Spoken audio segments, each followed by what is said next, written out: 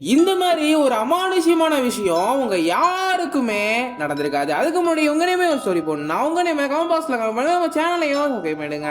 கீர்த்திகா அப்படிங்கிற பொண்ணுக்கு பிளாக் ஹோலை பத்தி படிக்க ரொம்ப பிடிக்கும். அது சம்பந்தமான புக்ஸ் எல்லாம் நிறைய படிப்பா. அந்த புக் எல்லாம் படிக்கும் போதெல்லாம் அவளுக்குள்ள ஒரு பிரம்மாண்டமான உணர்வு வரும். அது அவளுக்கு ரொம்ப ரொம்ப பிடிச்சிருக்கு. அதனால நிறைய புக்ஸ் படிக்கிறா. அப்படிதான் ஒரு நாள் கிராஃப்டா ஒரு பிளாக் ஹோலை ரெடி பண்ணலான்னு கீர்த்திகா ரெடி பண்றா. கிட்டத்தட்ட 10 மணி நேரம் ஆகுது அதை ரெடி பண்ண முடிச்சுட்டு டயர்டா இருக்கனால தூங்க போறா.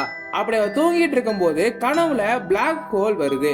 அது கிட்ட இவ போற மாதிரி ஃபீல் பண்றா. உடனே முடிச்சுட்டா. அப்ப வெளில அலறல் சத்தம் கேக்குது.